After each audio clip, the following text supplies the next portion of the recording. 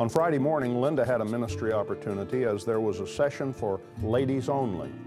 Phil Driscoll of the Veterans Administration, along with Lara Macon, Carol DeHart, Patty Hemd, and Linda discussed issues related to the topic, living with a vet. Later that morning, I remember standing just outside the hotel entrance waiting for the buses that were going to take us to the town of Mark Tree and the wall. I remember feeling somewhat apprehensive as to what the day was going to be like. I know that several of our brothers were very concerned about what their reaction would be when we got to town. Questions arose in our minds, such as what kind of reception will we receive from the townspeople? How will I react when I get to the wall? Some of those questions started to be answered as the motorcycle escort and buses pulled into the parking lot. Those bikers and bus drivers looked like they truly looked forward to taking us to Mark Tree. And once we were on the buses, it was the point of no return. There was no getting off the bus till we got to Mark Tree. When we left the hotel, we had about 4 or 5 motorcycles escorting us. We made a stop on the way to link up with the rest of the Iron Posse Motorcycle Club who provided our escort. There must have been at least 50 to 75 motorcycles, not to mention the Arkansas State Police escort. Evidently, word of our arriving had spread pretty well. I saw several motorists along the way pull their vehicles to the side of the road, get out, wave American flags, and cheer. I remember being on the lead bus, and since we had big bags of candy for the parade they were planning in town, I asked the driver to let me know when we were about 5 miles out so I could start passing out candy to the others on the bus. I'll never forget the smile on his face as he said, "Oh, you'll know exactly when we're 5 miles out. There's an overpass that goes to the town of Tyronza, Arkansas, and it's exactly 5 miles from Mark Tree." My son-in-law is the principal at the Tyronza Elementary School, and they closed the school so the children could come out and welcome you.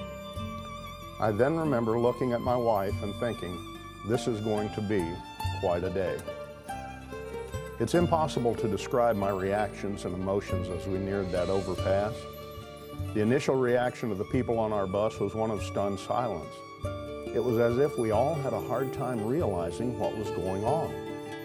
It finally sunk in that the overpass was full of school children who were cheering us and waving flags and banners. As everyone realized that this was the beginning of our welcome home, the bus erupted in cheers and people opened windows, waving back at the school children. I looked back at my brothers on the bus and noticed that the majority of us were wearing sunglasses. Oh, it was a beautifully sunny day, but perhaps we were either consciously or unconsciously attempting to hide our tears. As we pulled into town, we started to see people who were smiling and waving from their yards and porches. At one intersection, we saw 2 policemen who were standing at attention, saluting us. Our buses got in line in the parade, and I thought, okay, here we go. I was excited and scared at the same time. Many of the men on the bus did not realize that we were going to be in a parade, let alone that we were the Grand Marshals. What a reception.